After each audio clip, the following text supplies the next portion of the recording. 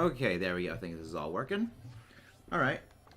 So, we've got some outbreaks of things I would like to be hunting today. One of them is down here. It is a weasel. But the one we're going to be focusing on is one of the few remaining ice types we still need to get, which is Glalie. And we just happen to have an outbreak of it today. The funny thing is, I also have a Frostlass outbreak today, in addition to the outbreak of the Glalie. So like, I have both of them, but the thing is, I already have a shiny Frostlass, which is also good because I already have a shiny Snorunt, which means with this done, I will have a significant more amount of progress on my ice types. Which is good, because I want to get all of my ice types done.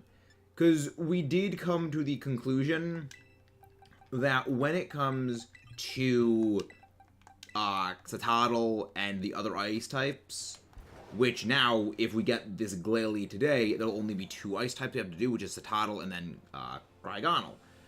We'll just do the Masuna hunt. It's... with how much we started phasing on ice types last time, it's better to do this unless we get an outbreak of them. And even then, when we had an outbreak of frickin' Cryogonal, game was a jerk and just didn't give us a sparkly. So why was Kyogre a jerk, Jared? Please explain to me in excruciating, traumatic details how much of a jerk Kyogre was, and for what reasons. Because I must know, my friend. I very much must know. But yeah, so we're not going to be hatching Froakie eggs throughout the duration of this shiny hunt. Because I think, honestly, going forward, at least until we get this one done, we're not going to be doing the conjunction Greninja Froakie hunt in addition to our Masuda, in addition to our Overworld hunts. I think we're just going to be waiting more until we get home for that. Speaking of, speaking of, home, I want to hear what your guys' thoughts and predictions are for Pokemon Day's announcements tomorrow. Personally, I think all we're really gonna get is a whole bunch of mobile and spin-off game announcements, so like new stuff for Pokemon Unite, new stuff for Pokemon Go, new stuff for Pokemon Cafe Mix, new stuff for Pokemon Masters, and then I think we get a little bit more of an in-depth explanation and addressing of like the patch notes for like the upcoming patch for the game, and maybe a new spin-off announcement. I don't realistically think we're gonna get like, here's the next DLC thing, here's the next like major league spin-off. I think we're gonna get like fairly minor amounts of information. Also, guys, again, please don't forget to leave a like and subscribe if you haven't done so already. I actually haven't seen the message, Jared, yet. Because remember, schmooze brain. I schmooze brain.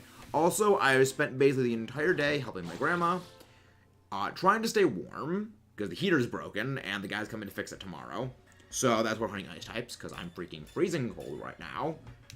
And shoveling the driveway. So yeah, so today has been not the most enjoyably super fun. But we are presently looking for a red-eyed Glalie. Because that is what is indicative of Mr. Sparkly Face here. A red-eyed Manius. A red-eyed Phantom Menace. Good thing is, it should, like, heavily stick out. Gimghoul doesn't go that. Alright, I messed up his account. Yeah. But yeah, I don't really think we're going to be getting too much new info tomorrow. The main reason for it is just,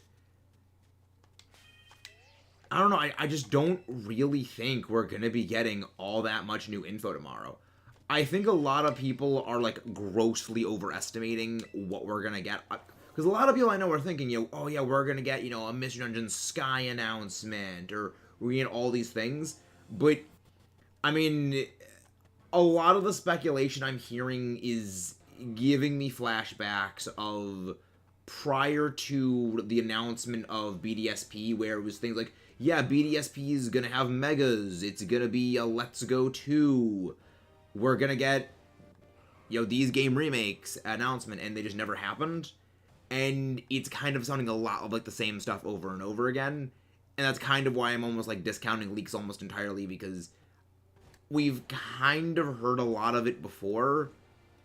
And we keep hearing the same thing year after year, and it's just, okay, one of these, if you guys say it enough, eventually it's going to happen. Maybe, but not always. So it's kind of like just apathy at this point. But that's just kind of what it is for me. But how's everyone doing today? Hope you guys are all doing well. Yeah, it's kind of almost like generalized apathy when it kind of comes to leaks at this point, because, like, there's definitely been times where leaks have been right on things. I don't look at leaks before the events are announced, because, again, in case I just spoil myself on things, unless, like, super, super ridiculously outlandish. Like, again, the Mystery Dungeon one, I don't believe it's happening. I would love Mystery Dungeon Sky remakes. Like, that would be the greatest thing ever. I just don't think it's realistic. Mostly because, like, they would have done it sooner by then.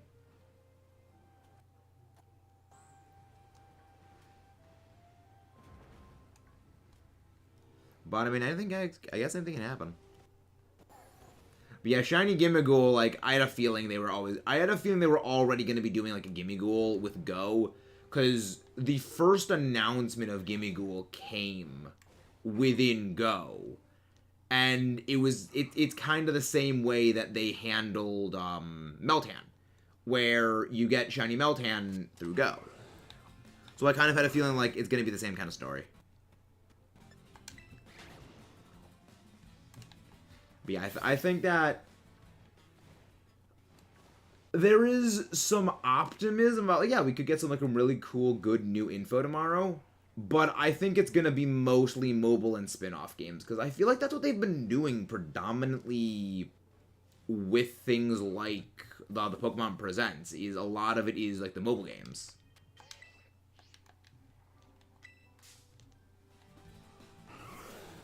Because, like, mobile games is kind of one of their, like, growing markets right now. So it may make sense that they're going to go expand, towards the mobile game market more, and more heavily market their mobile game things, because reasons, reasons to do with money and things. We gotta keep that business brain style going. But yeah, it is gonna be interesting tomorrow, though. My biggest worry is how? That doesn't sense at all. Hey, Omar, how you doing? Hope you're doing good, Omar. Yeah, hopefully I'm hoping we find another shiny Satotl today to make up for the one I just missed yesterday, because I have been really off my game this last week, just when it comes to Pokemon in general. And I kind of got to regain my edge. I gotta regain my skills. I gotta regain my skills, my edge. You taught me, game. You taught me. You taught me with the Whale of Doom. I bet my left kneecap that Paradox of Virizion is gonna be named. Yeah, the thing is, in-game, they said that wasn't real. They said it's like an idea for something.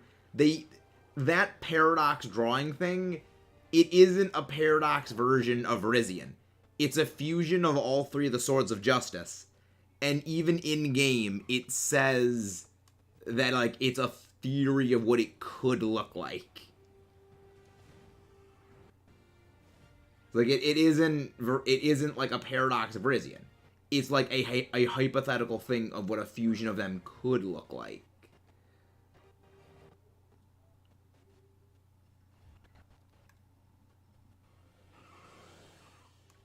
Come on. Come on, you stupid goalie face. Show me that goalie face. Get a turbo controller, Mr. Turbo. Mr. Turbo Man. My left kneecap. I mean, it would be great if we can get that, Omar. The other thing is that we have to get $100 a month for YouTube to basically do the payout thing. It's weird how the YouTube payment thing works. It's very, very strange. Thunder Games says the image looks like nothing like the actual mon for both Virizion and Suicune. Yeah, because it isn't Suicune and Virizion. It is a fusion of all three of the trio from that legendary line. It's a fusion of Cobalion, Terrakion, and Virizion, and the other one is a fusion of Suicune, Entei, and Raikou. It's just that some of the more prominent features are of Virizion and Suicune themselves. So that's why the people latched on to saying it's a Paradox version of that, when it's not. And even the game itself says this is what it could look like. Like, it's not even an actual Paradox thing, which I just find freaking hilarious. It's like, no, it isn't even that. We're all just massively off the money on it.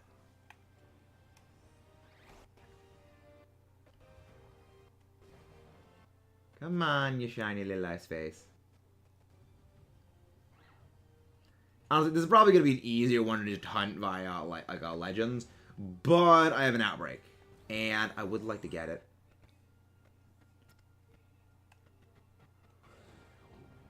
You know, your wings are green when you're shiny.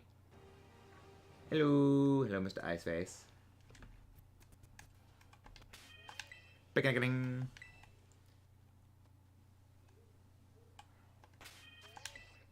Come on, picnic thing. Where did I make that picnic? Oh, I made it down there. That's where I made the picnic. There we go. Okay, now that I saw some red and I thought, oh, that's a shiny. Nope, it was just the game screwing with me.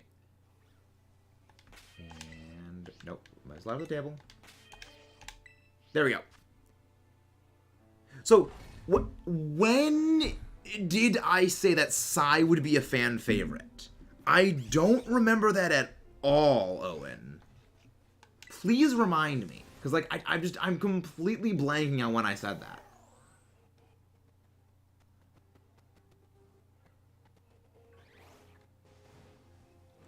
But I like Psy. He grew on me.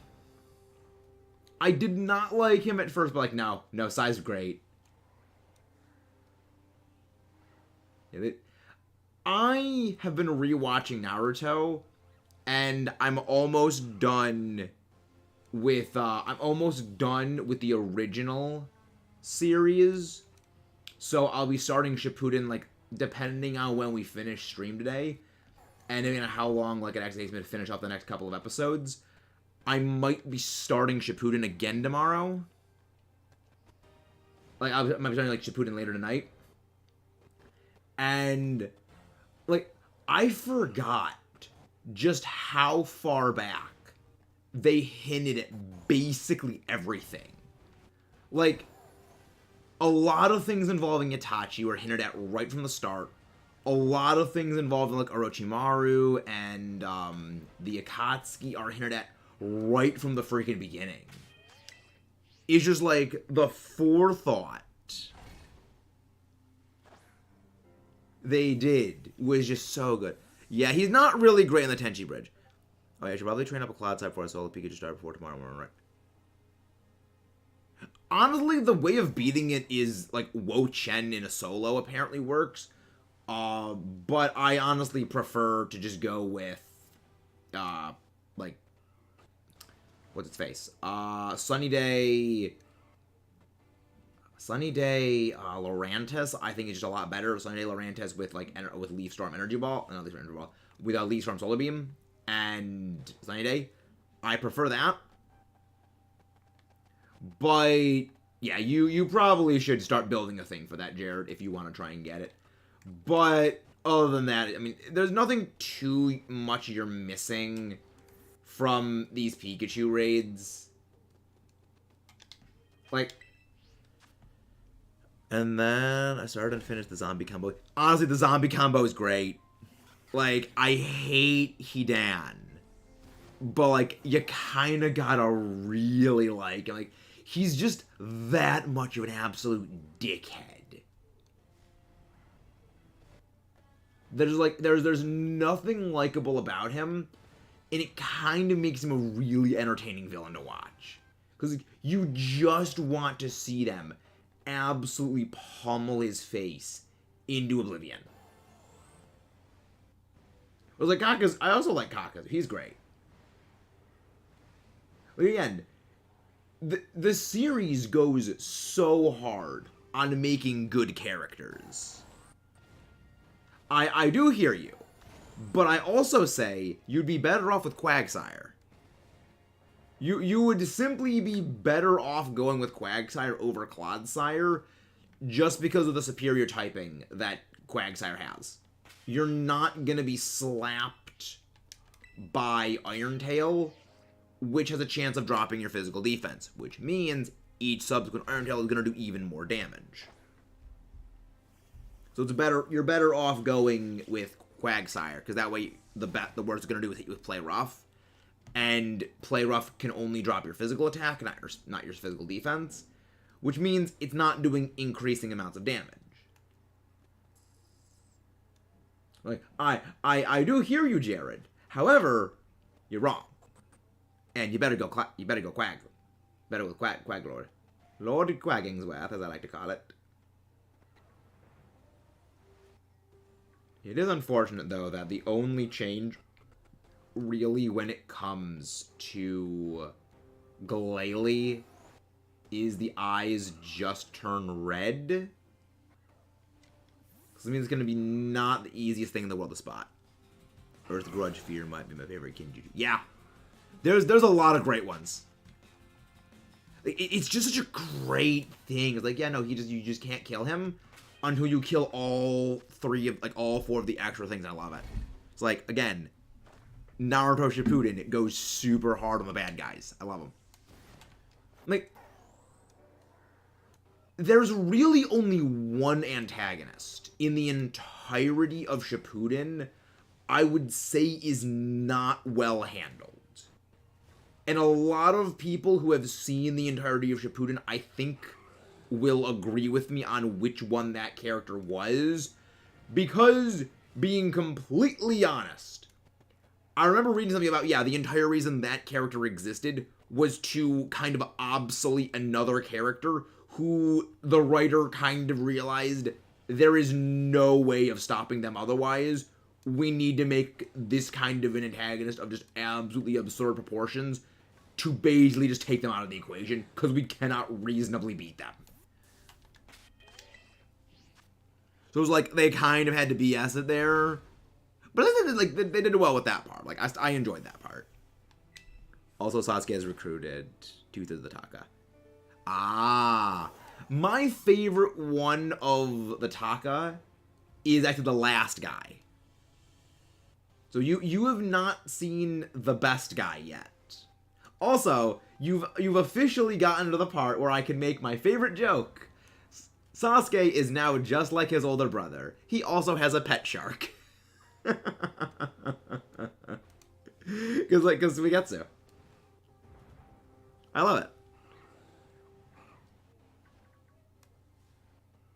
Yeah, it's like, a lot of the bad guys in Shippuden are like still written very, very well. Again, aside from that one.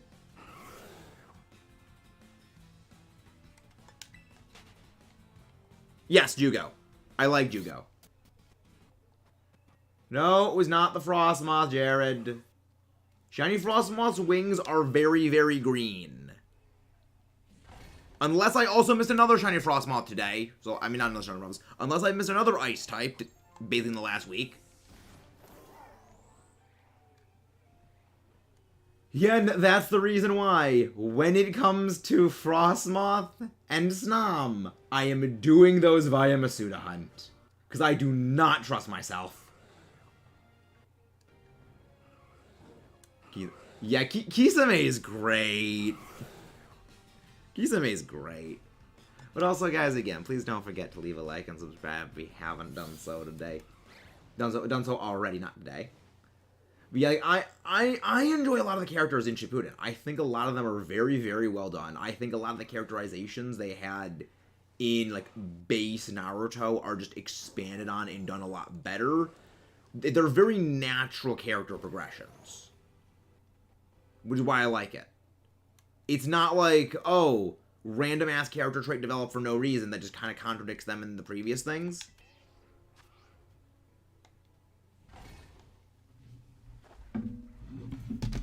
Just send me a DM so I can, like, find you quickly. Oh, there it is. Yeah.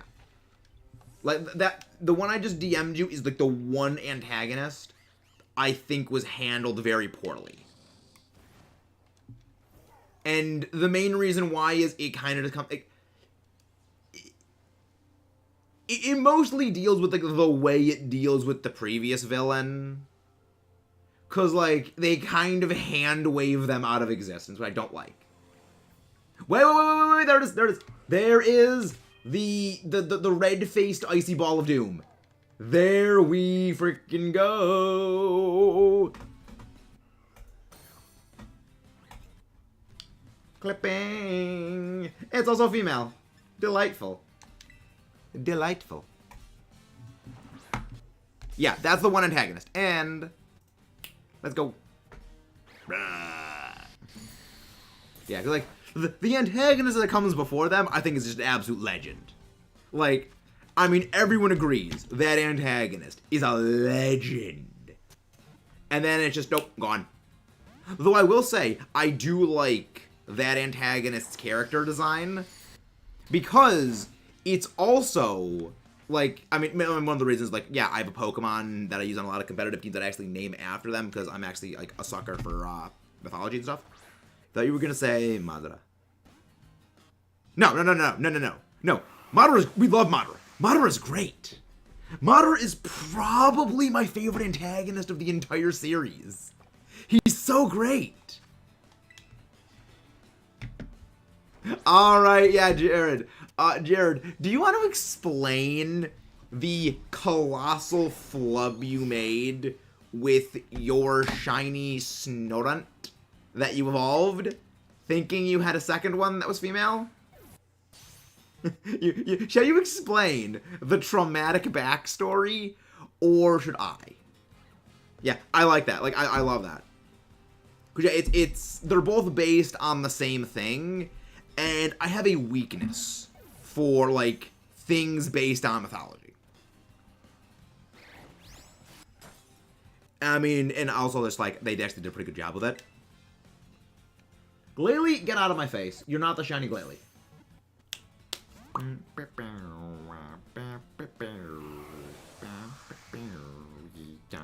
I also just noticed, shiny Glalie, it is significantly, like, pale compared to regular Glalie. You guys all think about Celesteela and Kage in our DMs. Yep. Yeah, Psychopath. Yeah. Like, I'll be real. Like, for as much as I don't like the way they handle that antagonist, I do like that antagonist. Like, in a vacuum, yeah, I think they did a pretty good job with them as a character. I mean, the other thing that I like is, yeah, the sexy jutsu actually is plot relevant. That's, like, the best part is, no, it actually has a relevance. It actually, like, kind of saves the day. That stupidest thing that Naruto invented when he was, like, an idiot kid actually has a relevance in saving the world.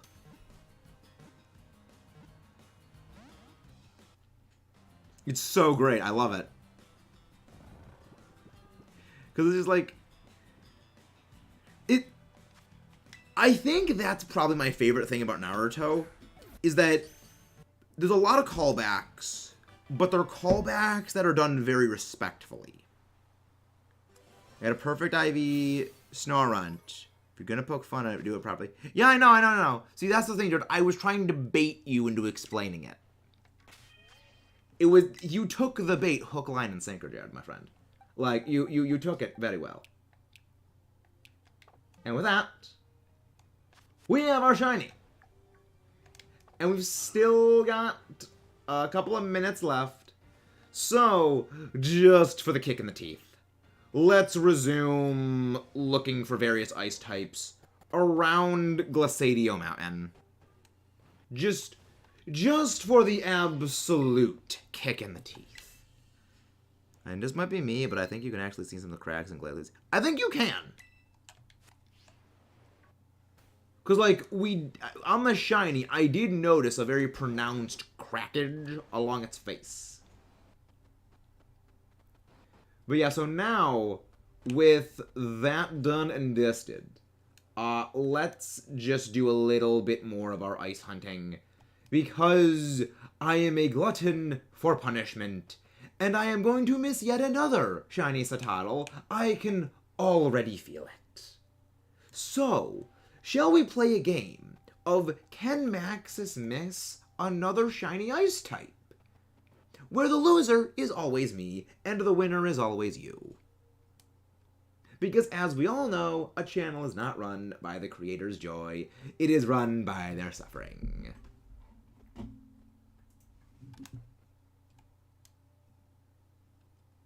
I kind of want to stitch together every single one of my shiny fails so far with the Nacli, with the I don't really count the Psyduck, because, like, the Psyduck you literally could not see until after I already pressed the button, because it was in the wall. Like, don't count that. Luring me into an easy monster thing. Yeah, exactly. Exactly. You remember, Jared. Remember, Jared. I outplayed you. I am playing 5D checkers when you're playing chess.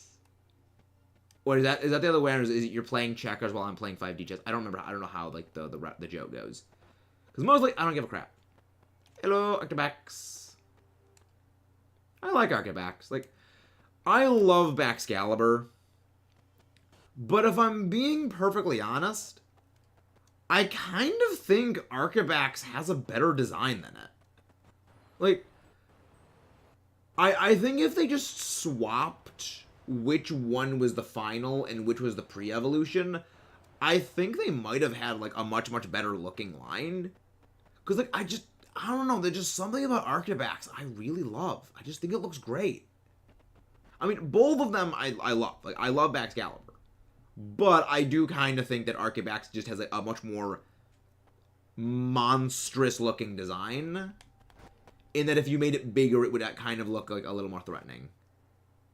I mean, I love Godzilla, but, you know, like, as someone who loves Godzilla, I think that might be... Oh, my freaking heck, another shiny Delibird!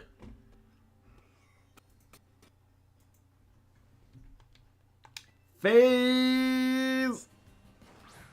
IDK, Acrobatic Shiny looks like, but give him a laugh. No, it's not. It's shiny is a little more green, and the fin thingies are, not the fin, the little flappy arm things, those are purple. A lot like this thing. Realistic Spino. Not really. Spinosaur's arms were, like, turned around like this. So, like, it's not really a realistic Spinosaurus. Because Arctibax still has, like, its claws like the Spinosaurus in Jurassic Park. So, like, they're still forward-facing claws. Again, this is why we are Masuda hunting the last two ice shinies. Because of phases. We're phasing on a laser. Phaser, laser, taser, blazer, brain. I don't know. My brain is a potato. Then again, my brain's always a potato. But let's just keep on. I mean, we're not getting the shiny Citadel now. Like I've the shiny Citadel energy is gone because of that freaking Delibird. Delibird, the destroyer of hopes and dreams. I mean, if we get it, I'll be happy, but I don't think we will. Because, like, I need to hardcore redeem myself for that failed Citadel.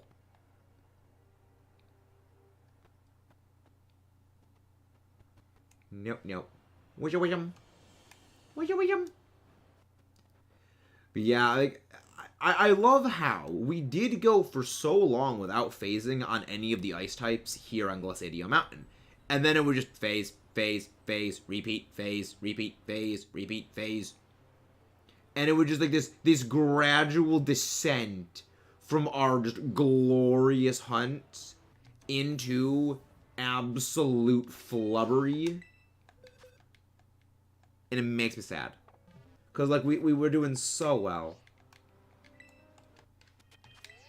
There was so much hope. There was so much potential. And then just, nope. Nope.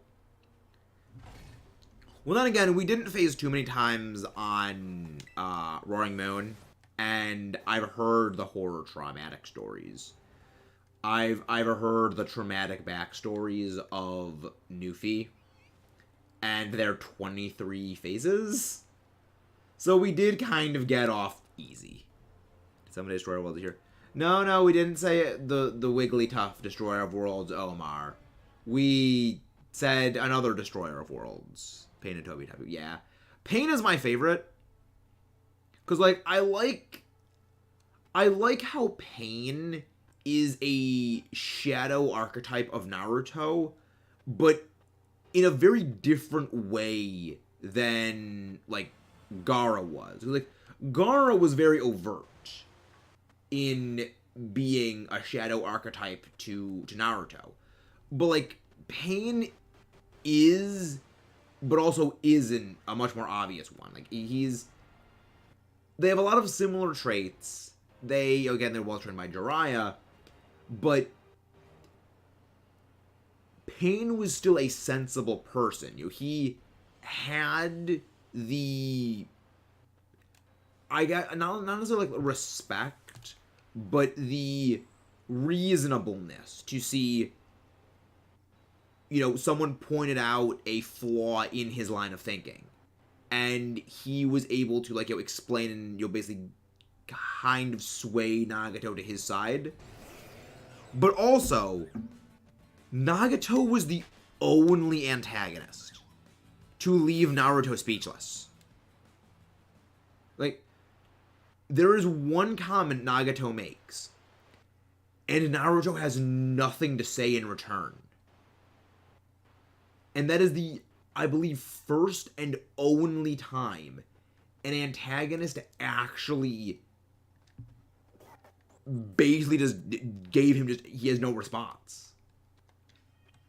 Oh, freaking flip out another freaking phase!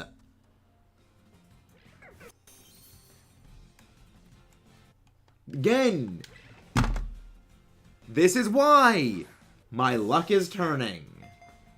Watching Dragon Ball before Boruto. I'm just not gonna watch Boruto. Like, this is the best way they could explain Boruto is just, it's Hinata's infinite Tsukinome dream. If they have that be the entirety of what Boruto is, I would be completely okay with it. Apparently Boruto is getting good because after like 6 years, they finally made a time skip to show in the first episode. Yeah, but it's still like 6 years of him being an idiot. 6 years of Boruto being an absolute chucklefuck. It's like, nah, doesn't amend that. I mean, also, I just kind of don't like how they killed off, one major character in like a kind of stupid way. And they literally gouged out Sasuke's eye. That is that for me is the one thing I just don't like. Is when you make, like, you build up characters, like, yeah, like, they obtained all these new powers, and then they're just nah. They're just nah, brah. Then they make Sasuke fight a... Wait. Did they make Sasuke fight a Velociraptor? Because that's kind of metal. I like that. And now Boruto is going to be the Sasuke. He's going to be the Sasuke. Yeah, like, no, I don't like that. It's like, no. Naruto being him works. Boruto is kind of meant to be a Generation Zero of him. Don't smash him together with, like, trying to incorporate this. Like, no, it doesn't work. It doesn't work.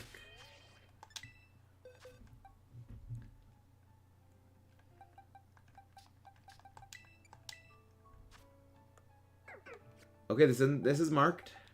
And are you also marked? It's not marked. Both of them are modest. What kind of mark do you have? Alright, let's just check your mark. You probably have one. Oh, the snowy mark. Okay. I guess we're keeping this one then. Because this one has a mark. The frolicker in the snow. Oh, yeah, we can't go to the boxes in this thing. Oh, both of these have marks. I'll need to sort through them later. I'll need to sort through which one is getting extra binned. Actually, they were reanimated dragons, but they were velociraptors. Okay, you're gonna have to send me, like, a clip of that, because I don't believe you on that. You know the true anime character development? No, the true anime character development is one of my favorites. You're gonna need to explain that. Explain what you mean, Omar. Explain. Okay. Now we're going to the other outbreak I was hoping to do. Because, yeah, there's another outbreak I have, and it is an outbreak of, Weasel.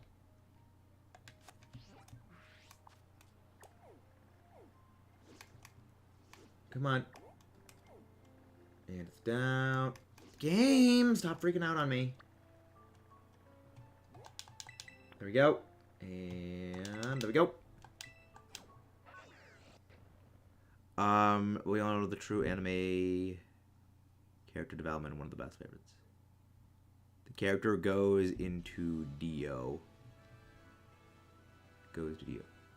Oh, basically you just mean Dio? Well, Gluck is actually the protagonist, and he sent Naruto to do what is probably the Kamui dimension with no hope of escape.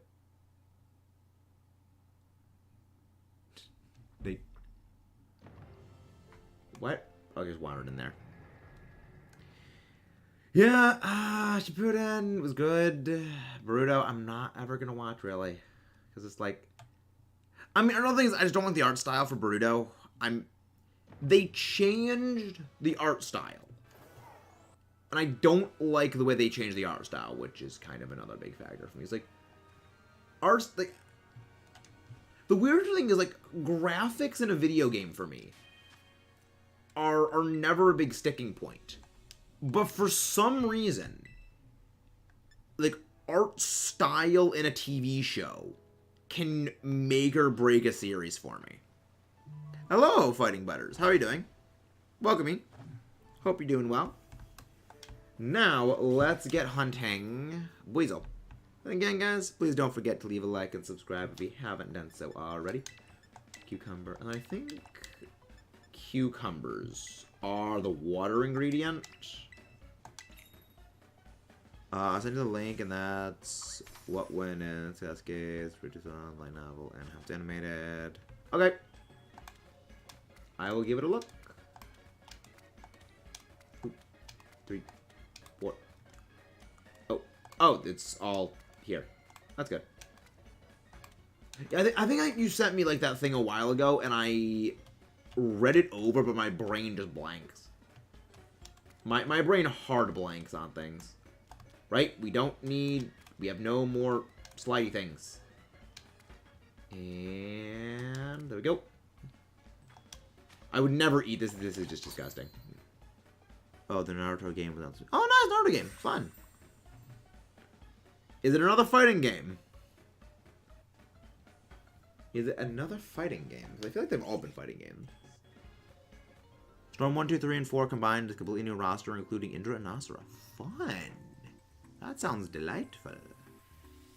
That sounds delightful. I think that it's cucumbers are the water ingredient, right? I think lettuce is grass, right? Yes, spark power water. There we go. Okay, now let's get looking for the weasel family. Yeah, I know, like, shiny weasel is, like, it's very yellow. I'm pretty sure, like, it's very, very yellow. So, like, it should, I think, stand out.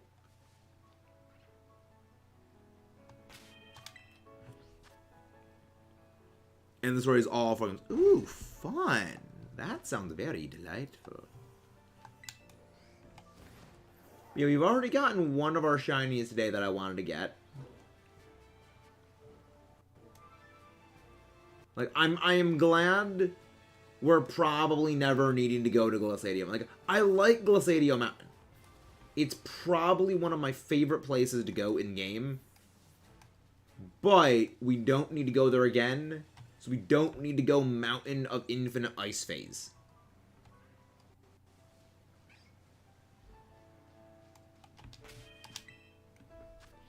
Called Naruto X Boruto Ultimate Ninja Storm Collection.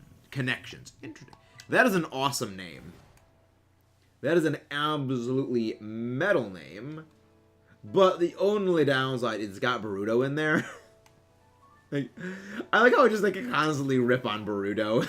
It's like, it's probably a fine series. It's probably a fantastic series. I just don't like him as a character. I just don't like Boruto as a character. He's kind of a little shit.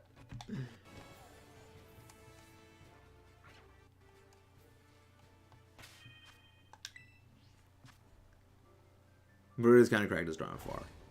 I mean, he's literally anime protagonist. He's got that anime protagonist plot armor. So naturally he's gonna be broken. Like, I mean, to be fair, the dude is the son of like two of the strongest people in the Leaf Village that literally survived the 4th Shinobi World War, one of which is Naruto. So like anyone that combines like any parts of those two is going to be broken in stupid broken or OP.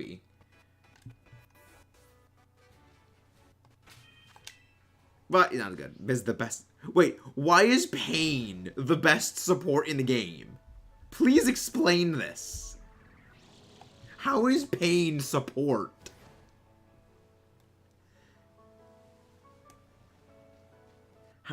How? You are explaining how that is even possible.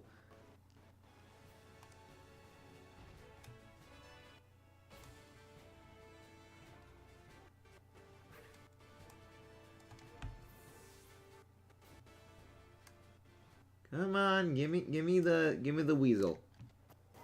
Give me the freaking weasel. But yeah, this is why I'm not doing the shiny hunting of like the Greninja in conjunction with this.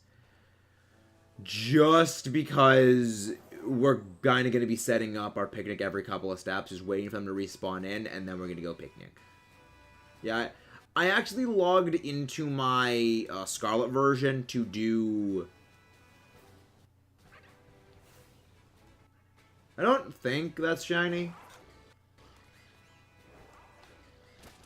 Yeah, no, that wasn't shiny.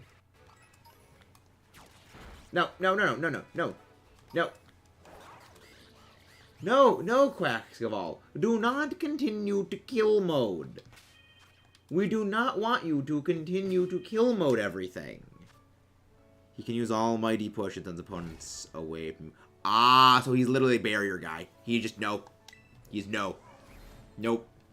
You do not pass. Just Gandalf, you shall not pass. Yeah, Pain, I think might, like, well, Pain / Nagato might be, like, I kind of hesitate to say Pain is my favorite of the antagonists in Naruto, because, like, Madara's pretty good. Like, I really like Madara. But I think if we're going, like, most entertaining, like, that's a hard one. Like, if we separate, like, favorite character-wise and, like, most entertaining, Madara hard wins most entertaining. But character-wise, that's a hard win for Nagato.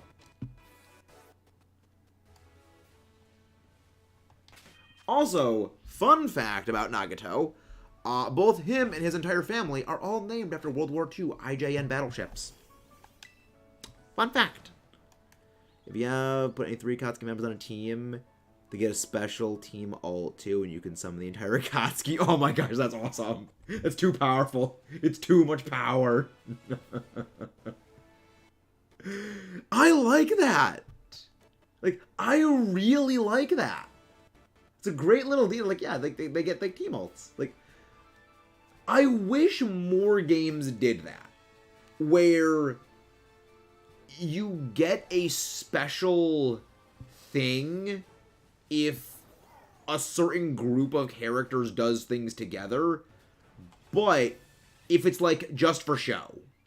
You know, maybe the ult, it functionally is no different than any other ult, but it just, like, has a unique, you know, animation.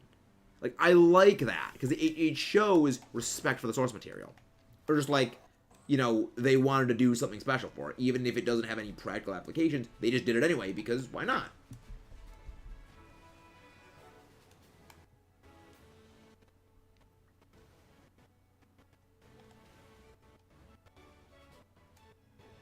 But yeah, it's like, I'm not really a fighting game person, but I kind of would like to play a bit more fighting games. And I've been kind of... I guess, like, I've been kind of almost looking for an excuse to play a fighting game. Because, I will say, I don't enjoy fighting games nearly as much when I'm not in the same room as the person I'm battling. The second My Hero Academia fighting game did that with some of the character matchups. Team Ult does as much damage as the other ones.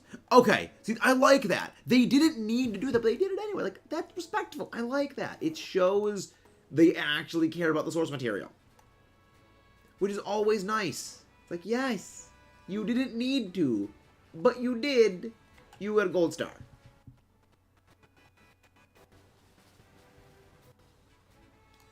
Not shiny.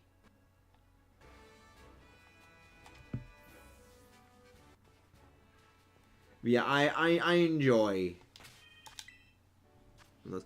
Ultimate Ninja Storm Connections is going to be released on the Switch toward the end of this year. Really? End of the year? Interesting. I might get that. Maybe. It depends on what my streaming and recording schedule is like that late into the year. Because right now, I am a bit backed up when it comes to games. Like, I still need to be playing Dread. I still need to finish the Master Trainers in Let's Go. However, I am going to be tackling the Master Trainers at a bit of a slowed down pace. We got to finish Splatoon 3. We still got to finish Legend of Zelda. So, like, there is a bit of a backlog of games that I do need to get working on. So I will, also the first 6 Hokage, have a team ult too. Nice! So I'm assuming teams are groups of 3, right? You know, it's like...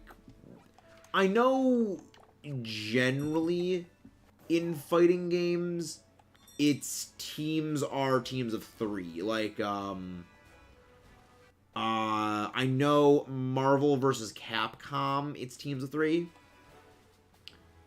I don't know any other games, but I think like the fighting game standard is teams of 3. Someone a Buddha statue of Hashirama uses Senju 2000. Nice.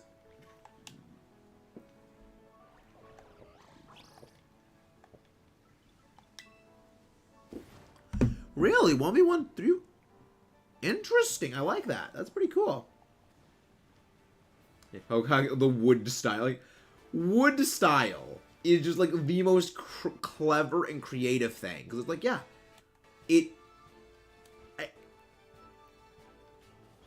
that is one of the things I really like about Naruto, is they just think of so many clever and, like, creative combinations of things.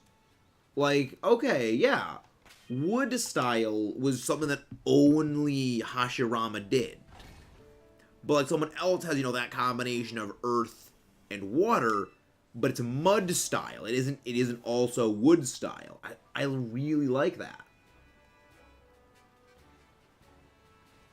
But it's just, like, the writer for Naruto just did so much good with that series. I wish you could do a 1v2 and a 1v3 as well. Interesting. Yeah, the only thing about, like, fight, because I don't really know much about fighting games, but there is just one thing about fighting games that I remember, and it's that there's a fighting game where One Punch Man is a playable character. Now, playable is in, like, the biggest glowing air quotes you can imagine. Because it's a team fighting game. So, like, you pick 3 characters. And you don't actually play as One Punch Man. Instead, what happens is there's a little meter at the top of the screen when someone selects One Punch Man. And it's just that timer ticks down. And when that timer ticks down, the other team automatically loses. It's like, you know what? Fair enough. That's hilarious. Yamato's the same English voice dub as the guy who has Pain and the dude from JoJo. Yeah, I'm pretty sure it's Jotaro Kujo is that. Matthew Mercer. Also, Sai also has the voice actor with another JoJo character. He voices young Joseph Joestar, who also voices, for those who are not familiar with JoJo, number 1 from Candy. Codename Kids Next Door. Yes, that's what it's, Candy. Yeah, like, I love, like, wait, no, that's not the same guy. Man, Mercer is a great voice actor. Yeah. Like, my hope is he's voicing Ganon in the new Legend of Zelda game, and I really hope, if that's the case, they just give him the stasis rune, so we can just spam a time stopper against you. It's like, no, just Zawaldo. The world. That'd be so great. It's like, they're not gonna do that, but it would be so great if they did. Like, it would be, like, just imagine an NPC who spams a time stopper against you. That's the same VA. Yeah. He has the same VA as Polnareff. Well, like, it doesn't sound like Polnareff, though.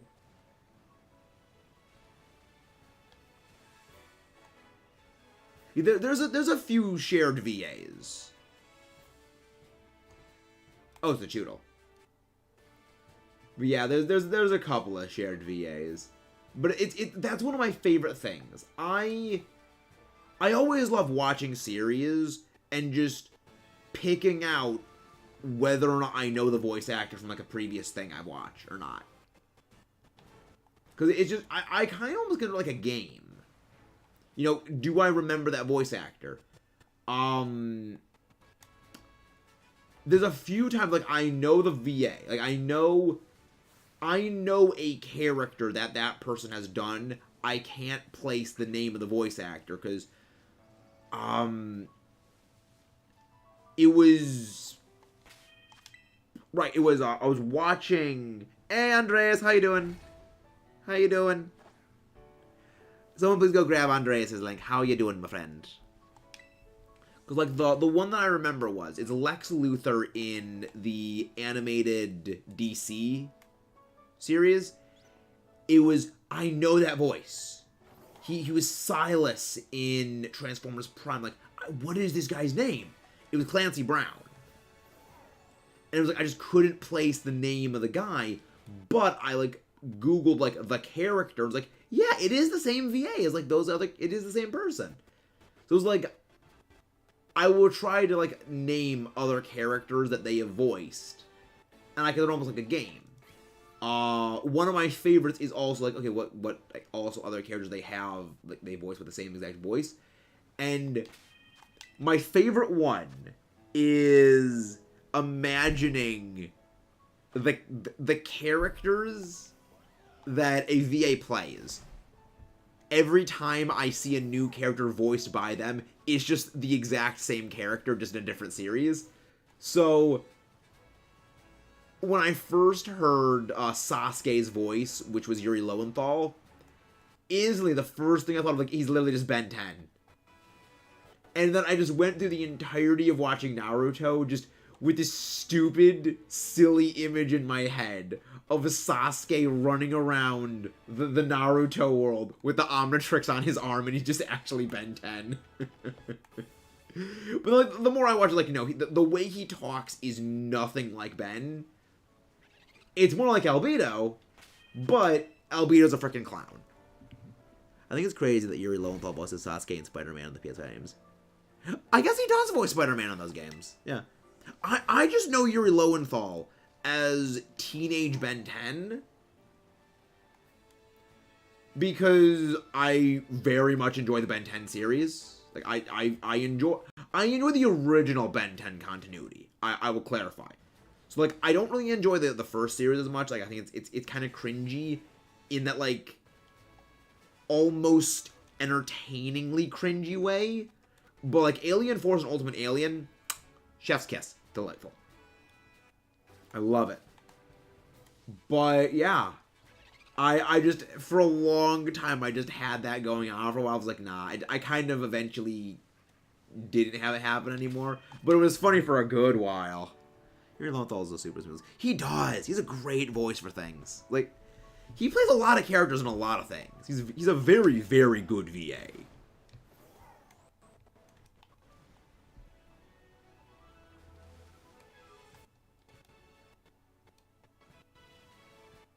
You're not shiny, are you? You look very bright though.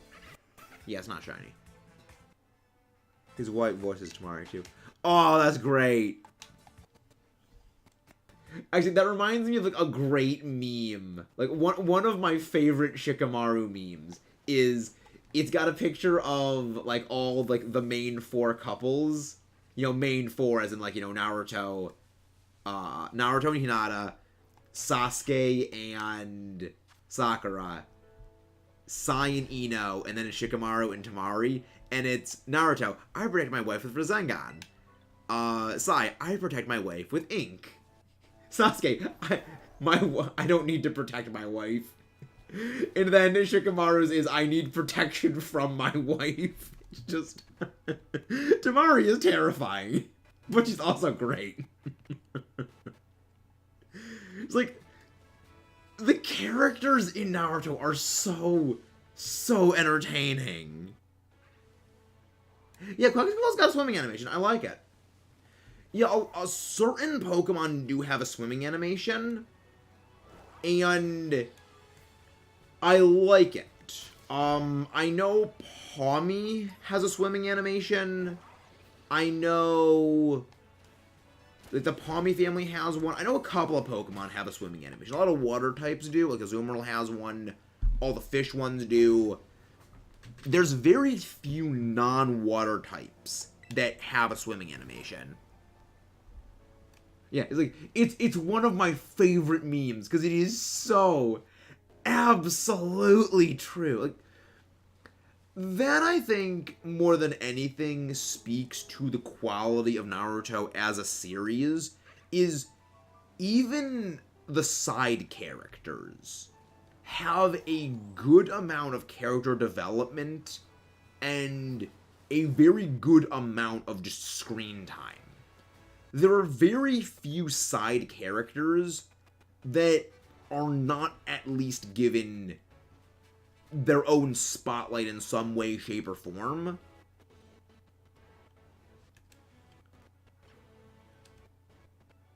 And like it's especially like relevant. Like they do have like a fairly major effect on things. Gastron doesn't have a swimming animation. Really? I guess that kind of makes it a sea slug. It kind of like sits on the ground. Everything is good about it. Counters anything bad that you could announce. It is very good. Like, it's strong. It's decently fast. It's got okay defenses, and it's got a very, very solid typing. Like, offensively, water and fighting is a fantastic pair-up. And I don't think we realized how nightmare-inducing a water fighting type could be until we got Urshifu, because we just did... Because the only one we had up until that point was Poliwrath. And Poliwrath does not have an aggressive stat line. You know, it's a very... It's a very... offensive Pokemon. It's more defensive than anything. And then, you know, 7 gens later, Urshifu comes in. I automatically bypass all protecting moves other than Max Guard. And I have a move that always critical hits. Get bodied. Sakura is being her support role is destroy. They gave her more power than usual. Yeah, I agree with that. Like, Sakura is really the only character. Oh yeah, I periodically forget Keldeo exists. I'll be real. Keldeo's... I mean, I think Keldeo has more an issue to do with it doesn't really get fighting type moves. Because it's a water type special. It's a special attacker, and not a whole lot of fighting moves are special. It's got to go with Focus Miss. I believe only like last gen did it get Aura Sphere for the first time. Maybe it got it before then, but I don't know if it didn't. Never noticed Poliwrath was the only water fighter for so long. Yeah, Keldeo, but the thing about Keldeo is more defensively a fighting type. It doesn't really get offensive fighting moves that it uses well. Like, yes, it does learn a lot of fighting type attacks, but it doesn't really use those fighting type attacks. In kind of the same vein that... What is it? There's another one. There's another Pokemon that, like, it's a certain type, but it very rarely gets, like, those. Like, yeah, like Metagross. Like, yes, Metagross is a Steel Psychic type, but it will very rarely use Psychic moves. Well, it did rarely use Psychic moves until it got Psycho Cut. Granted, that was more a problem to do with it got, like, Zen Headbutt, and Zen Headbutt's kind of balls. Isn't Secret sort of a water move, though? Is it? I thought Secret Sword was a water type move.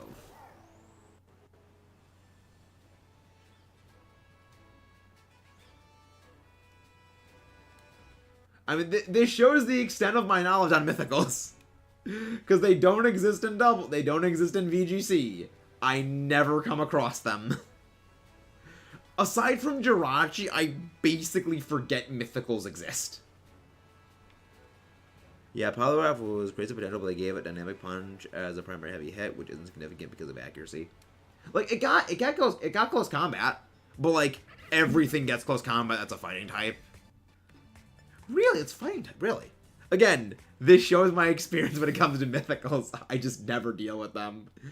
Again, aside from Jirachi. And the only reason I ever know about Jirachi is because it's literally the unholy combination of my two favorite Pokemon in existence, Togekiss and Metagross. Same type as Metagross. Same bullshit jank as Togekiss. And it just is fine. Then Headbutt Metagross with Ice Punch and Earth.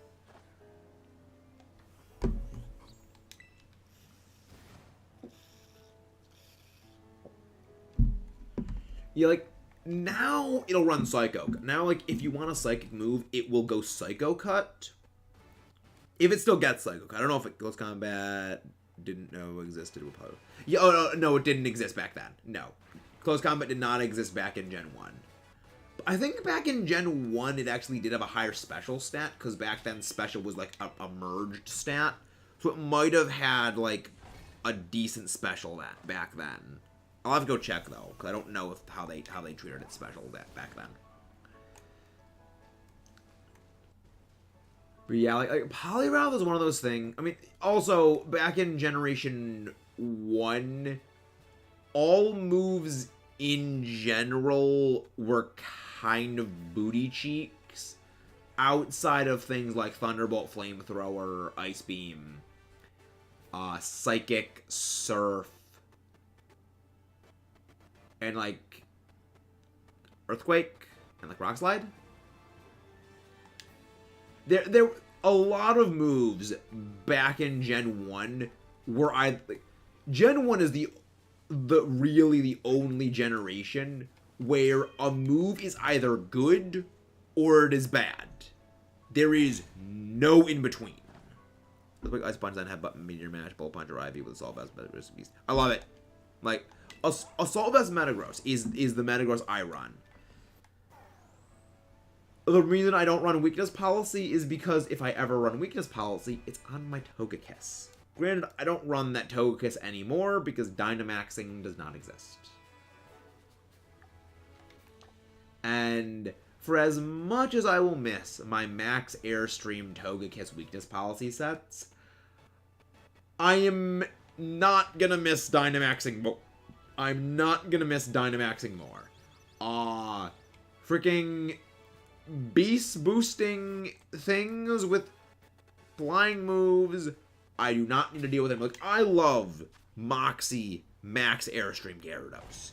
It was one of my main plays I would run back in Sword and Shield's VGC. But I don't miss it. Like, it's strong. Boy is strong. But that's kind of the problem. Like, I appreciated the kind of strategic plays you could do with Dynamaxing, and that there actually were very easy ways of shutting down Dynamax Pokemon, like Intimidate worked very well against them, Snarl worked very well against the special attackers, Burn, Screens, depending, like, situationally Screens, Haze destroyed every single Weakness Policy user, Haze just destroyed, like, the boosters as well, and I appreciate, like, the ways of dismantling them, but I'm not gonna miss the absurd snowball potential more. Like, that's kind of my stances. It's like with Gastrodon. Yes, I am going to miss Scald Gastrodon, but I'm not gonna miss Scald on literally every other water type more. So it's kind of, that's my thing. Hey, how you doing? IMO Constant, Flinch, and Near Death Togekiss was God. Mox Gyarados was OP, especially when, yeah, like Mox Gyarados is a nightmare to deal with. Like, the main reason I love Mox Gyarados is I could go Dynamax, I could use Bounce, and if Gyarados landed a kill, it was a damaging version of Dragon Dance. It was insane. It was just, what do you do against that? The answer is, you just lose. Oh, nice! Kanata Gear, delightful. Only Volcanion. Volcanion is the only Pokemon that retains access to Scald, because Scald is no longer a TM. And I don't think anything other than Volcanion ever learned Scald by level up. It was like, Scald is one of those weird moves that was only ever learned by TM. There's a few moves that have existed throughout, like, the history of Pokemon where Pokemon only learn them via TM, For a while, I'm pretty sure Flash Cannon was one of them. Yeah, Flash Cannon, I'm pretty sure was one for a while. For a lot of Pokemon, they own, like, for a lot of electric types, keep in mind, their only way of learning Thunderbolt was by TM. Yeah, like Scald was a terrifying. Like, I love Scald. The burns it got were cheese. And it won me so many matches. But that was also kind of the problem of Scald. You have a 30% chance to burn with that. So, even switch-ins, you can ridiculously punish. When a water type should not have that kind of punishment potential. Like, if you're switching in a grass type, well, you gotta be worried about getting burned. You switch in a dragon type, you gotta worry about getting burned. You switch in literally anything, you gotta worry about getting burnt. And water types, I would say, were already on the short list of top 5 most relevant competitive typings. With Scald, I would say they were a clear number 1 most relevant typing in the game. Like, it doesn't help that there's very few Pokemon that are immune to water. And almost every single one of them is itself a water type. Scald is only Volcanion, and I have 1 in Pokemon Home as well as Genesis. Yeah. Like, that's the reason why, like, I don't miss it. Is very few Pokemon that were not themselves water type got water immunities.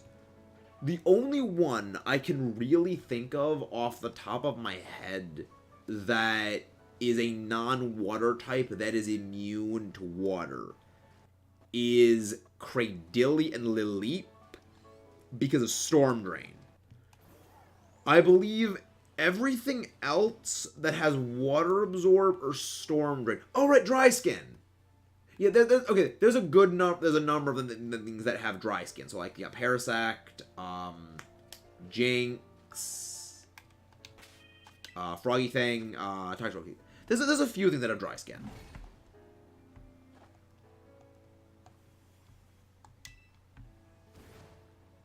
Max's window sandwich. Check GM. Okay, I'll check that. The sandwich is Dunzo Sunzo. We do a little resetting.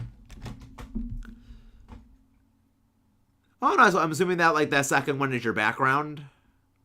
Sasuke wipes out the dinosaurs. Sasuke is what killed the dinosaurs. He's the Ice Age. Yeah, Croak and Toxicroak, yeah. Yeah, there's a few things that get that are, like, water immunity. There's a few of them, but, like, there's not many. Like, that's one that was terrifying. I'm surprised they let transfer moves exist. I could see them doing the exact same thing with unusable moves when you're forced to remove them from Pokemon. The thing is, the transfer moves can be brought into the game, but they cannot be used in official competition matches. So, like, if you go into Battle Stadium, you cannot have transfer moves. There's actually an NPC that was in Sword and Shield that would wipe away transfer moves. And I'm willing to bet when it comes to, like, the DLC for this game, they're going to do the same thing where there's going to be a, you know, clear stat person where, okay, we take away... No, it's Pickles. It's Cucumber. Where it's going to be, okay, we clear away, like, all the stuff. Clodsire will be got when the home transfer allows, as well as Sneasler. Allows as well as Sneasler. I don't know. I think Sneasler is going to get some tech. I think Sneasler is going to get some tech for Clodsire. But yeah, Sneasler's looking terrifying. It's so freaking fast. It gets close combat. It's, like, I know a lot of people say it's a better Toxicroak. I disagree. It doesn't get dry skin. Like, yes, it has strictly better stat lines than Toxicroak. Toxicroak is frail as hell. But the one thing Toxicroak has is, like, that it is a huge edge, is it has access to dry skin. Which, granted, back in the days of Scald Burns, was a much more relevant thing. But, I don't know, I think it's still super relevant. This is probably going to be the highest speed that has a high speed, and it's going to be devastatingly honest. All the Hisuian variations are going to be game changing. Yeah, like, Hisuian Goodra, I think is going to be a menace to deal with. Mostly down to one crucial thing. We're talking about a Pokemon that has one of the best defensive typings in the entire series, Dragon Steel. We are talking about a Pokemon that has the abnormally absurd special defense of two typings that are not known for being specially defensive. Steel and Dragon are not really known for being specially defensive. And it has a move that is a clone of Iron Defense. And it gets Body Press. Like, as much as I hate saying it, because you all know I love my boy Duraludon, Hisuian Goodra's pretty much a better Duraludon. I don't like to say it, but it's kind of better Duraludon.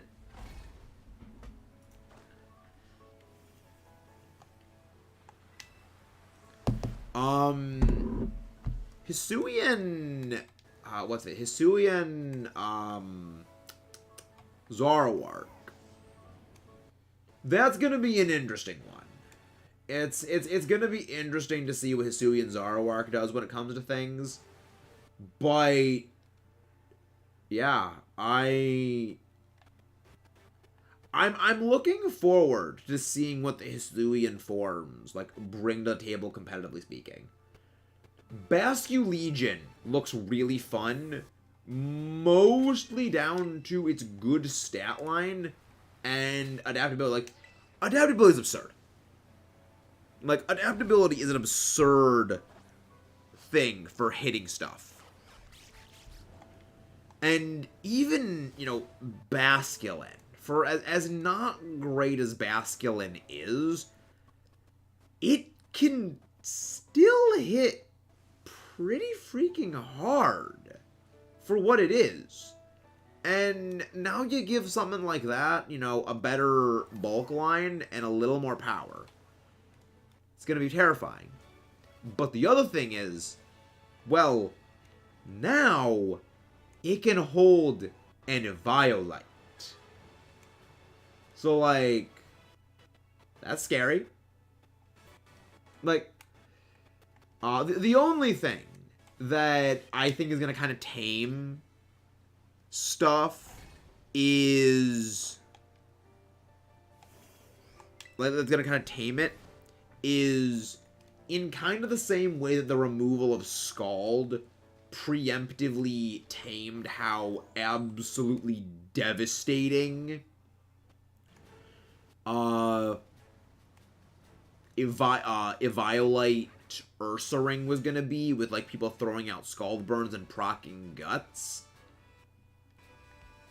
I think unless baseline White Stripe Basculin is like trash stats, I think it's gonna be terrifying. Why do your feet hurt, lady? Created Satsu with the Almond Tricks. Oh, really? Is that what that was? Oh my god, yes. Oh my god, yes. That is amazing, Owen. I love it. I didn't even notice it. Yes. Yes. It's so good. It's too powerful. I love it. Because, like, my favorite joke was always, well, what does the Omnitrix do? It lets Ben turn into a whole bunch of different aliens. Okay, well, what does the Sharingan let Sasuke do? It lets him copy jutsu. Are these not the same thing? Are these not the same things? Wow, why are you walking that much? The lines of Hisuian stars, at least the middle stages, they kind of want if they want to keep a surprise. Oh, the Hoenn 2 are right. Yeah, I don't really pay attention to ghost stuff anymore. Like, that's kind of what I'm expecting most of the announcements tomorrow are going to be dealing with, is the spin-off games. Let go. The only true Hisui, the evil starting form, is going to be competitive is a Violet Quillfish. Does Hisuian Quillfish get Intimidate? I'll be honest, I really haven't looked at many of the Hisuian forms outside of, like, Hisuian Gudra. But actually, speaking of Hisuian forms, we can see who the very clear favorite Hisuian starter is among the three of them. I've mentioned this before.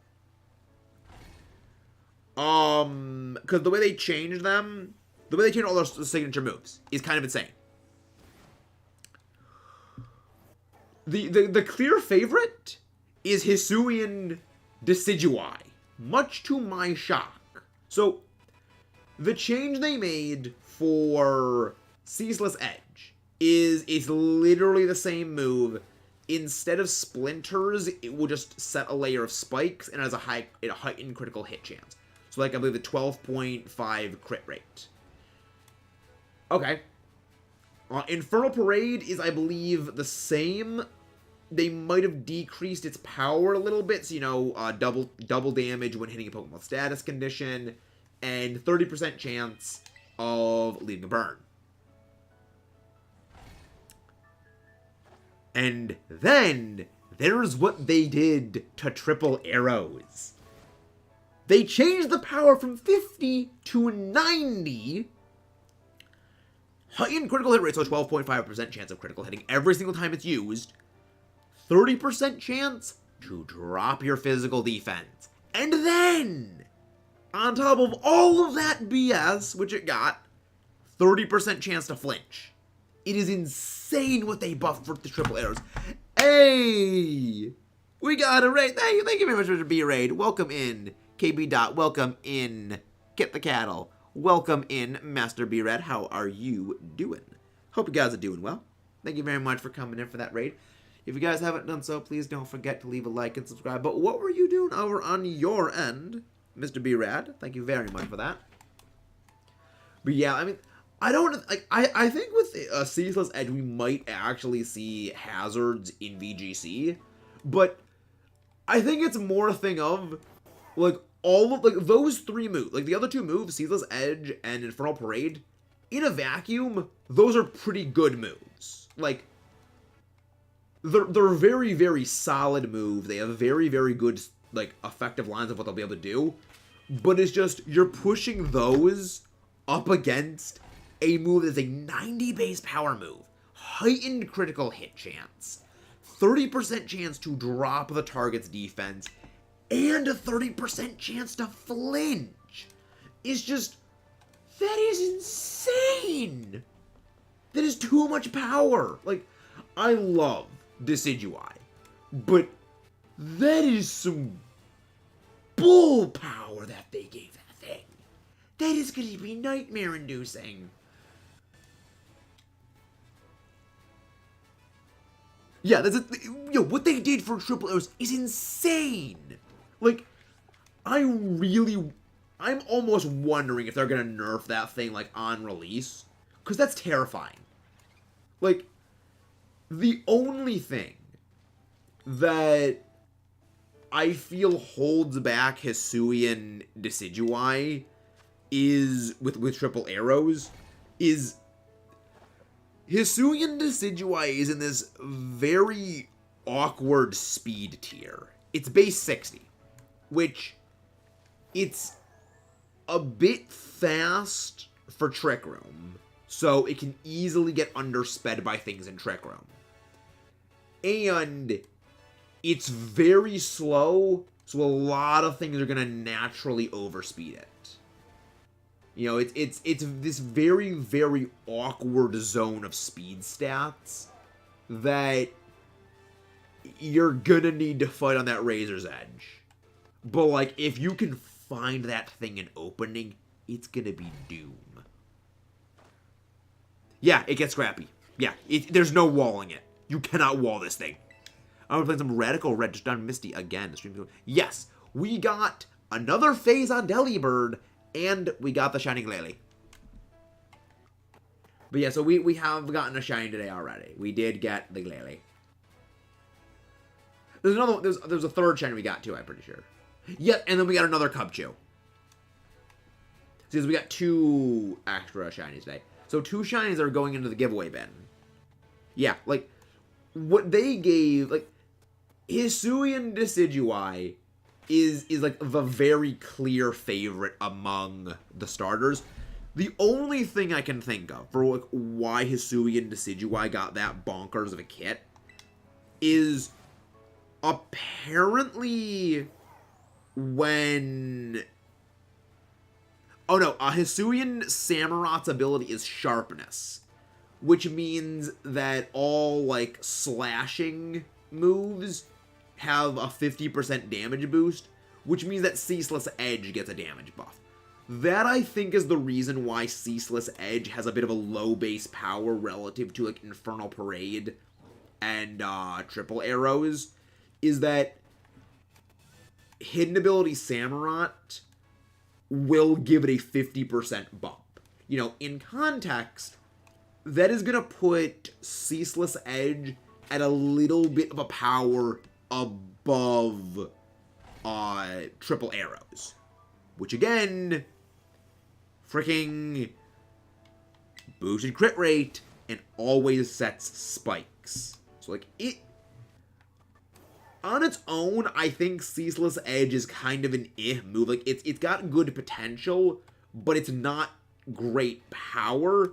When you combo that with Sharpness, then it becomes a threat. Because like that's going to be a near 100 power move that will auto-set spikes. Yeah, a bird that's 4 times weak to flying. The irony is delicious. I love it.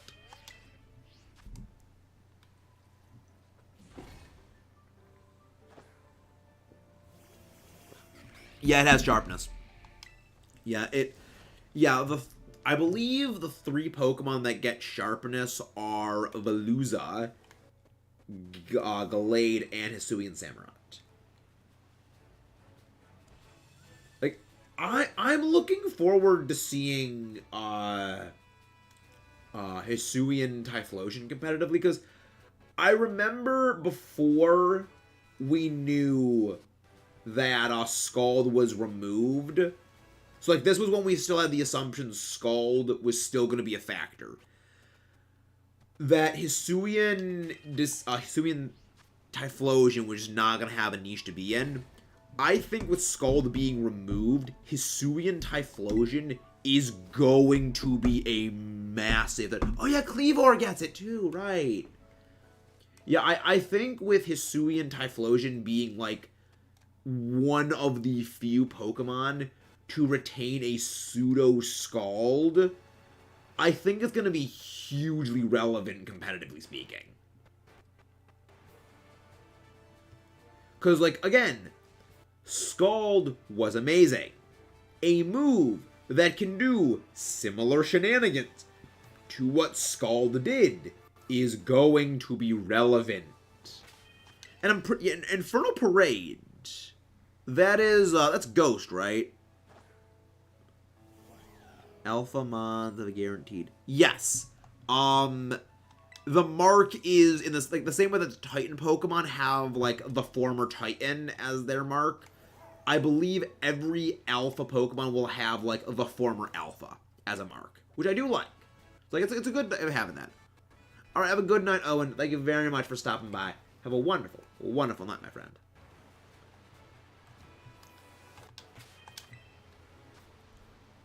Yeah, Cleaver. Yeah, Cleavor's Stone Axe, I believe, is like the same thing as Ceaseless Edge. It will always set spikes. But I am uncertain if Cleavor's actually going to want. Actually, wait.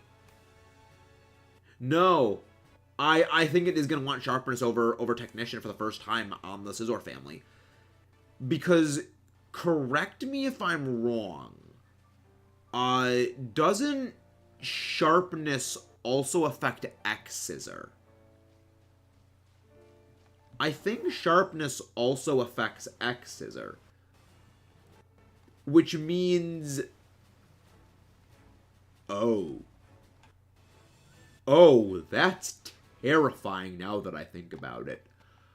Sharpness Cleavor with a boost on X-Scissor. X-Scissor is functionally 120 base power before stab. Oh, that's terrifying. That's absolutely terrifying. Remember being worried about the Hisuian forms are going to be treated like Megas and stuff, and they don't appear in future games? No. The thing is, the regional variants. Megas were a super mechanic in the same vein as Z moves and Dynamaxing. Regional variants are regional variants. They're wholly separate, distinct Pokemon. That, like, I have a feeling if a thing appears in an outside of battle context, I don't think it's going away.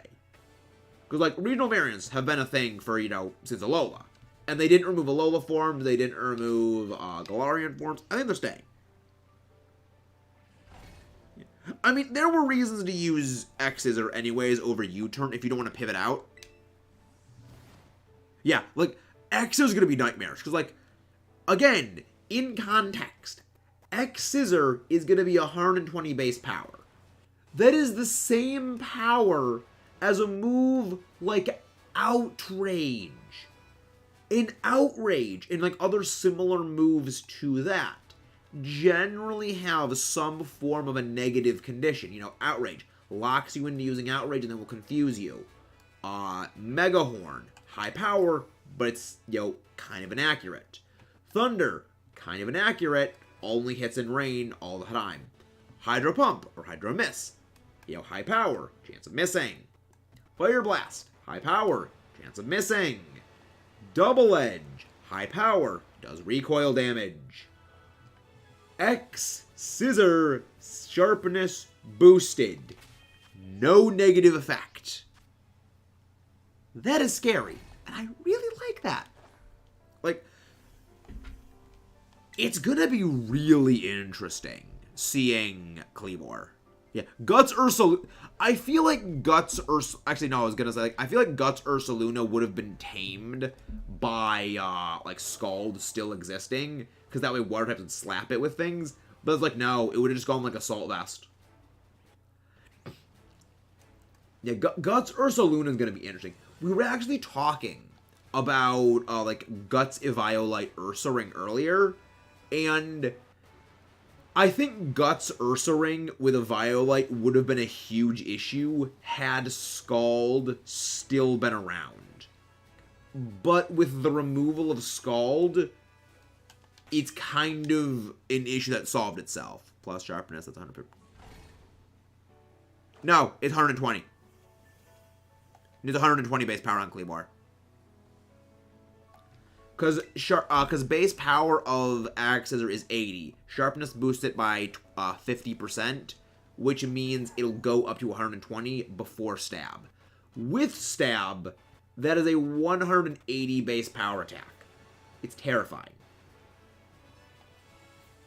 Like, it's going to start slapping things. And I'm going to love using that on Trick Room lineups. Like, what the heck would it even want to terrestrialize into, now that I think about it? Like, what is a typing that would combo very well with, like, Rock Bug? Because, like, you're weak to water, you're weak to steel, you're weak to rock.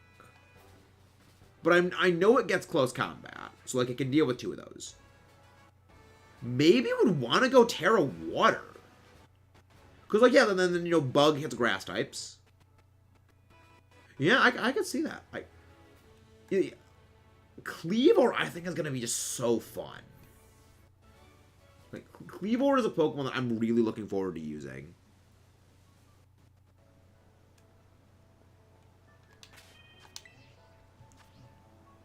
No, it's not Dynamax level power. It's 120 base power. Dynamax moves were like 150. Yet the only non-max moves that approach the power of like 120... The only non-max moves that approach the power of max moves are things like Hyper Beam and like the variants of Hyper Beam. So like, you know, Roar of Time, Roar of Time, the Dragon Hyper Beam, the Elemental Hyper Beam. So like, you know, Frenzy Plant, Hydro Cannon, Blast Burn, Rock Wrecker, Giga Impact. Then like Meteor Beam. Yeah, I don't think any other move, like, I mean, okay, Eterna Beam. Eterna Beam is 160. But yeah, there's really not many moves that have a natural base power that is that high. And even then, if there is a move that, like, the only other move that has a comparable base power to that is Boom Burst. And Boom Burst is the highest base power move that does not have a negative effect on the user. No, you did not. Earlier in the stream, in the first 45 minutes, we got 3 shinies, which were all ice types. But since you have arrived, no, you did not miss any shinies. So we got 9 minutes left. Okay. I'm kind of surprised we've not gotten a shiny Weasel yet.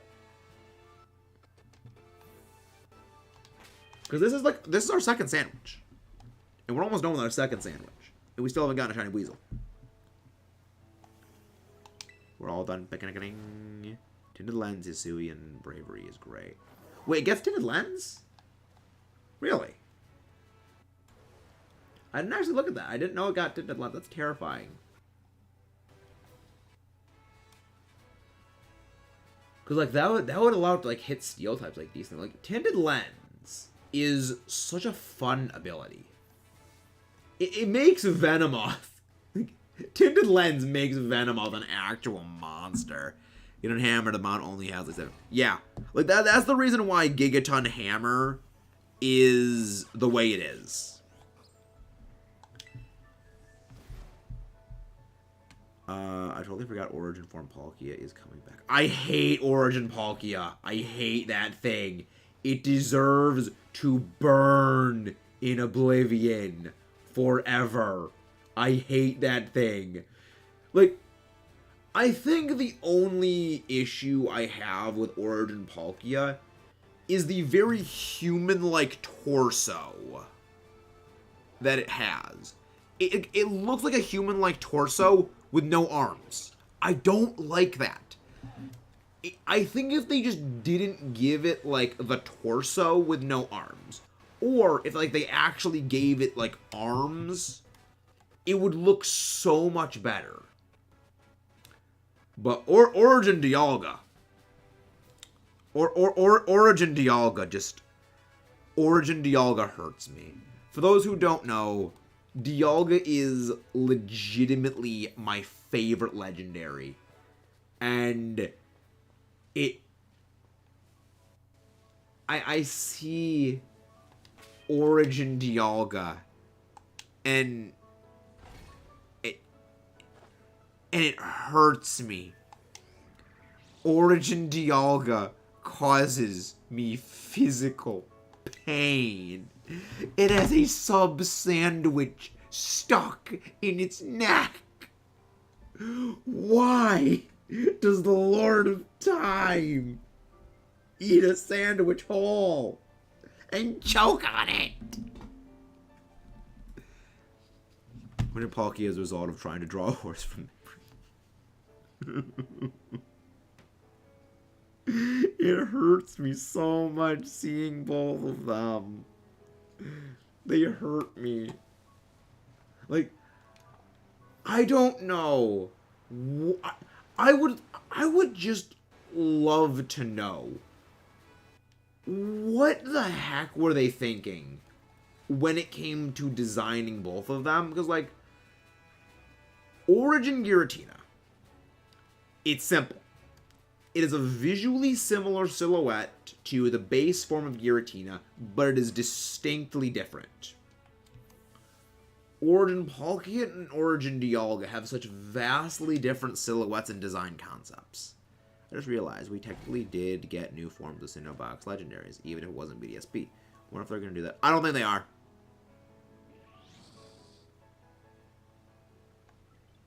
What was the reference I made, Jared? Please explain. I don't think we're ever getting complete Kyurem. Like, I mean, granted, like, my logic with complete Kyurem never being a thing is in the same vein as me believing we're never gonna get another Pokemon Mystery Dungeon game. You can't take something away from someone when they don't have anything. So, if I have no hope of seeing complete Kyurem, you can't take away that hope by never giving it to us.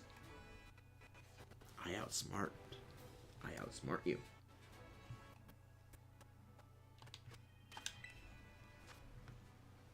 Oh, nice, $10 camp. Fun. No, you're explaining it now, Jared. You're explaining it right now. I'm not allowing you to leave and explain it. You're explaining it right now.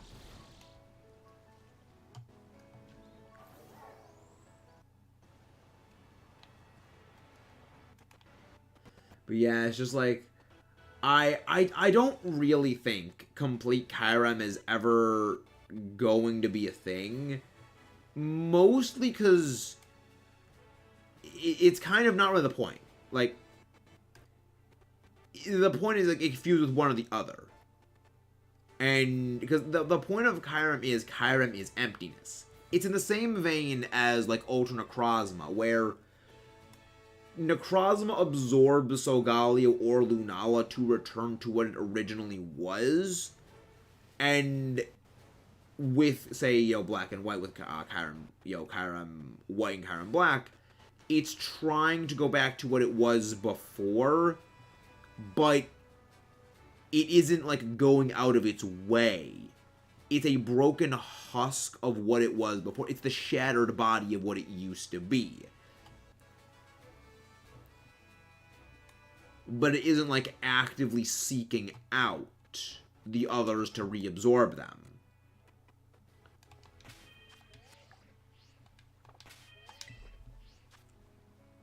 I have Scarlet. Yes, Elijah. God, Pleasantwater is much more manageable than Scarlet Violet would have been. Exactly, Alex. I would rather look like an idiot. Like, I would rather look like an idiot. I would rather look like an idiot than be let down. Is the best way of is my way of looking at things. Because worst case scenario, I'm right. Like, as cynical as it is to say, the worst case scenario is that I'm right. So either way, I win.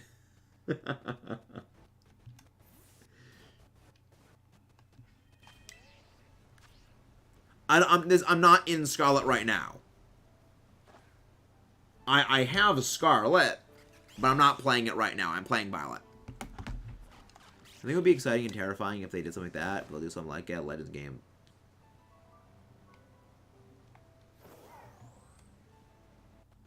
Yeah. Yeah, like, because, like, the whole, I think the entire point of the original Dragon is, like, lore purposes and, like, backstory reasons. It's the noodle incident is kind of what it's referred to as. We already know what the story of the original dragon splitting is, but I don't think we'll ever get, like, a game of that, because kind of the point of all the characters is, like, that they're blank slates. Oh, thank you very much for that, Elijah. Yeah, you can join. Yeah, when we will do a Union Circles list. No, I just put it on my desk. Like, I put it literally right in front of me on my desk. Like, there. It's literally right in front of me. No, I just put it on my desk. I don't mistreat my games. You know, 1 minute left before we gotta make the sandwich. Yeah, I've been helping Elijah. Is there something you're looking for in the game? Like a particular Pokemon? Because if you need one, I can trade you one after stream. Because I do try to stock up on, like, some spares of, like, the Paradox Inversion exclusives. I actually almost did play Scarlet today, because when I looked at my outbreaks in Scarlet, I had 3 outbreaks of things I really, really, really needed. One was Stonejourner, one was Drifblim, and the other was Drifloon. And I was like, I'm deciding between Stonejourner and another version exclusive versus the stupid Ice Face. And I'm hunting the stupid Ice Face. I have no regrets on that, because, truth be told, I would rather have gotten the stupid Ice Face. And we did get the stupid Ice Face. The stupid Ice Face is Glalie, by the way. We did end up getting Shiny Glalie earlier. Gross.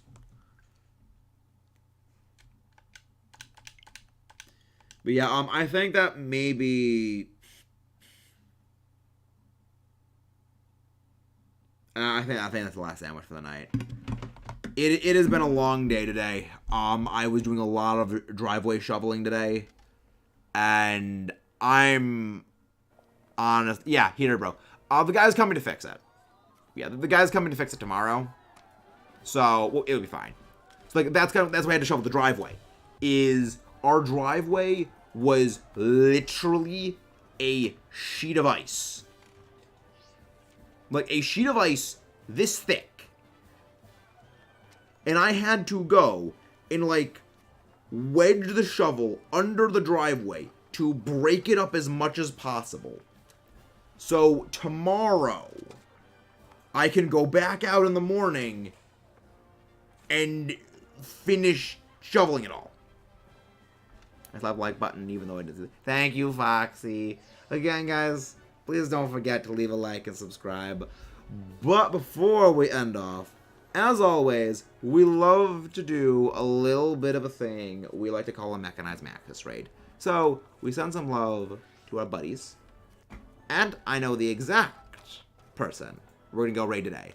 Fellow member of the Elite Battle League, the one and only Mr. Humberto Lionheart Games, fellow competitor of the Elite Battle League, and the person in the Elite Battle League I am most afraid of. See you guys next time.